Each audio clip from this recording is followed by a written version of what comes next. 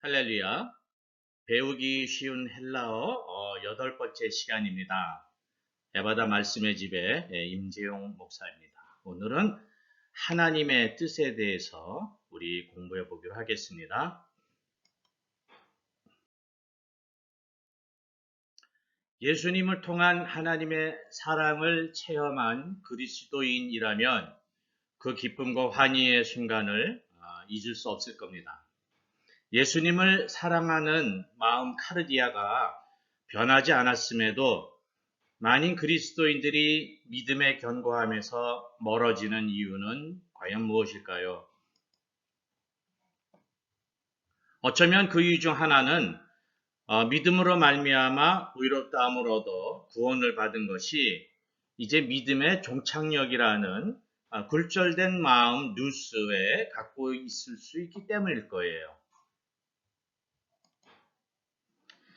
죄사함으로 구원받은 것은 믿음의 종착역이 아니라 이제 비로소 믿음의 여정이 시작되는 겁니다.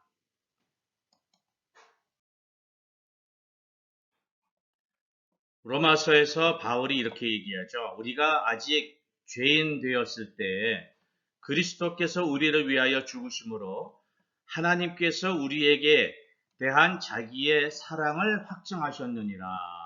예수님의 죽음으로 우리가 의롭다함을 받고 이제 구원을 받게 되었죠.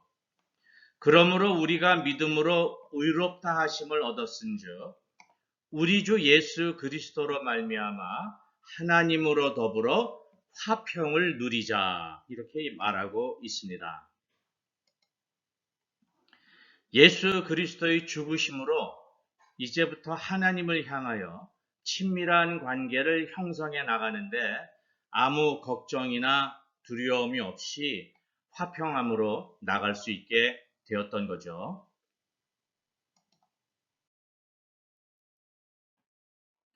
하나님과 친밀한 관계를 만들어 나가기 위해서 먼저 해야 하는 것은 무엇일까요? 그것은 바로 하나님이 무엇을 원하시는가를 찾는 겁니다.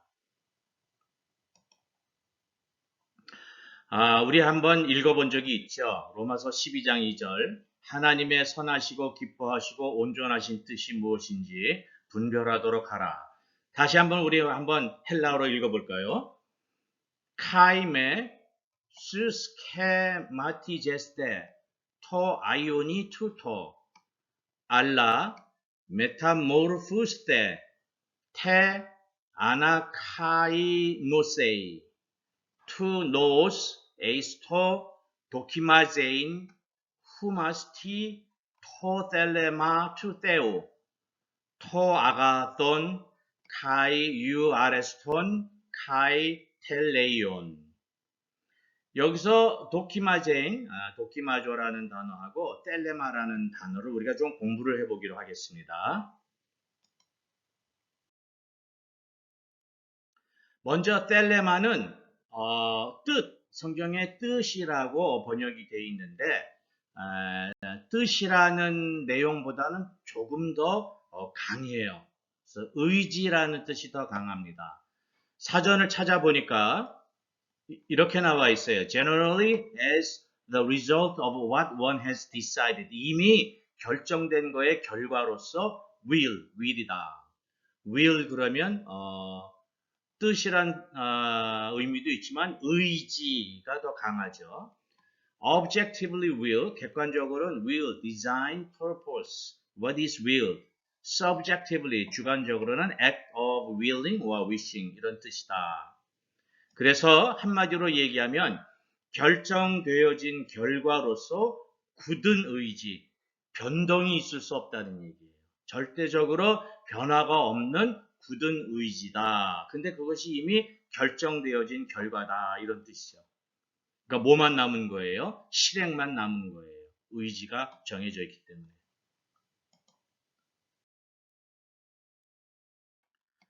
도키마조는 분별하다라는 말로 번역이 되어 있는데 그냥 가만히 앉아서 왼쪽이냐 오른쪽이냐 맞냐 틀리냐 이것을 가리는 뜻이 아닙니다. 사전에 보니까 as making an examination, 실험을 하는 것으로 put to the test, examine, prove by testing, as testing or proving the will of God prove.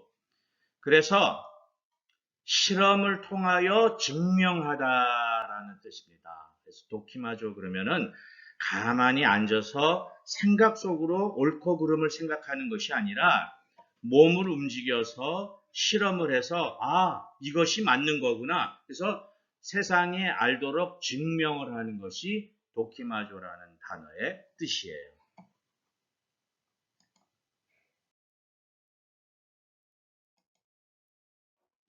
그래서 우리는 하나님의 뜻, 의지가 절대적으로 변하지 않는 굳은 의지가 무엇인지 실험을 통하여 증명을 해야 되는 거예요.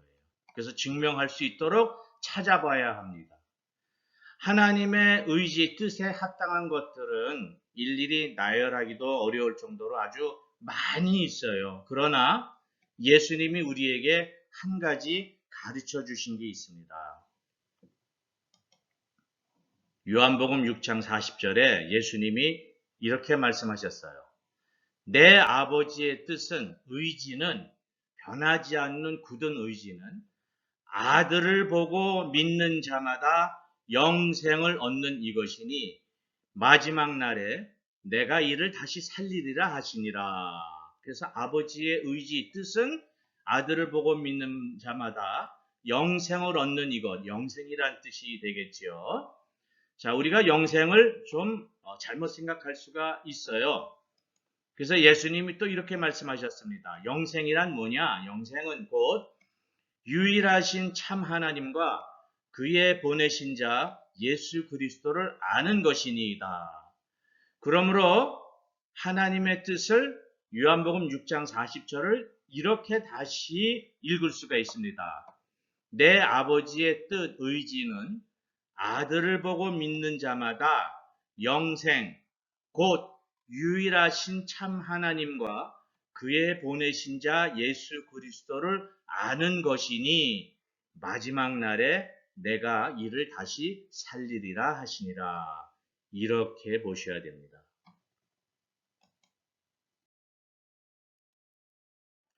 사도 바울도 역시 영생을 강조하고 있습니다. 로마서에서요. 로마서 5장 21절에 은혜도 또한 의로 말미암아 왕노릇하여 우리 주 예수 그리스도로 말미암아 영생에 이르게 하려 함이니라. 하나님과 화목되게 가는 길은 이 영생의 길을 간다는 거겠죠. 또 로마서 6장에 그러나 이제는 너희가 죄에게서 해방되고 하나님께 종이 되어 거룩함에 이르는 열매를 얻었으니 이 마지막은 영생이라. 죄의 삭은 사망이요 하나님의 은사는 그리스도 예수 우리 주 안에 있는 영생이니라. 그래서 하나님과 화목되게 가는 길의 종착역은 영생이에요. 그런데 이 영생에 이르는 길을 과연 어떻게 가는 것이냐? 사도 바울은 이렇게 말합니다. 이렇게 하나님과 예수 그리스도를 알아나가는 영생에 더욱 가까이 갈 수 있도록 사도 바울은 구체적인 실천 사항으로 하나님의 뜻, 의지를 이렇게 설명하고 있어요. 분명히 두 가지를 얘기합니다. 첫째는 하나님의 뜻, 의지는 이것이니 너희의 거룩함이라. 곧 음란을 버리고 성적인 문란함을 버리라는 얘기죠. 그것이 거룩함입니다. 하나님의 뜻인 영생에 가까이 가는 첫 번째 실천사항은 거룩함이다. 두 번째는요. 데살로니가 전서에서 말하고 있어요. 또 항상 기뻐하라, 쉬지 말고 기도하라, 범사에 감사하라. 이는 그리스도 예수 안에서 너희를 향하신 하나님의 뜻, 의지니라.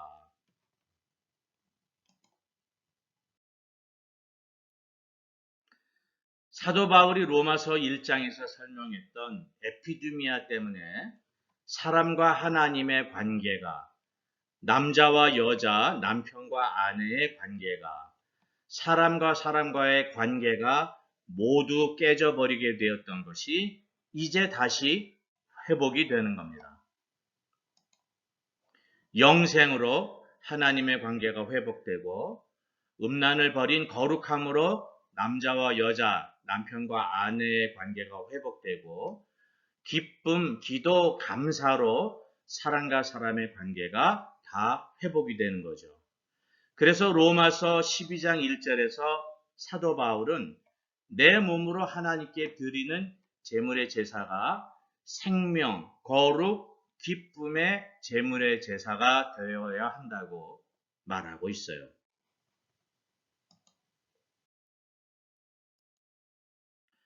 자, 이제 하나님의 뜻에 영생에 이르기 위해서 해야 될 거룩함과 기쁨, 감사, 그 다음에 기도, 이것을 하기 위해서 사도 바울이 명령문을 내리는데 재미있는 게 있어요. 헬라어는 명령문에 두 가지 시제를 사용합니다.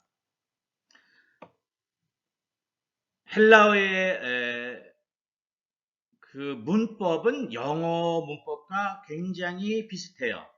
근데 영어에서는 과거라고 부르는데 헬라어에서는 부정과거라고 말합니다. 그래서 에어리스트라고 얘기하는데 명령문 에어리스트 부정과거인데 그 명령은 단순 일회적 결단의 명령을 할 때는 명령문 부정과거를 쓰고 명령문 현재는 계속적인 실전 사항을 명령할 때는 명령문 현재를 씁니다.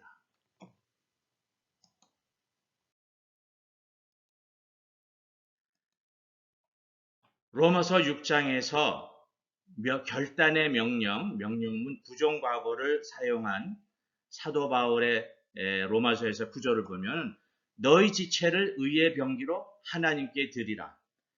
이제는 너희 지체를 의에게 종으로 드리라. 거룩함에 이를 수 있도록. 그래서 하나님께 드리는 것은 단순 일회적 결단의 명령문을 사용하고 있고 계속적인 실천의 명령문은 너희는 죄로 너희 죽을 몸에 왕노릇 하지 못하게 하라. 너희 지체를 불의의 병기로 죄에게 드리지 말라. 죄에 대해서는 계속적 실천적인 명령문을 하고 있다는 사실이에요.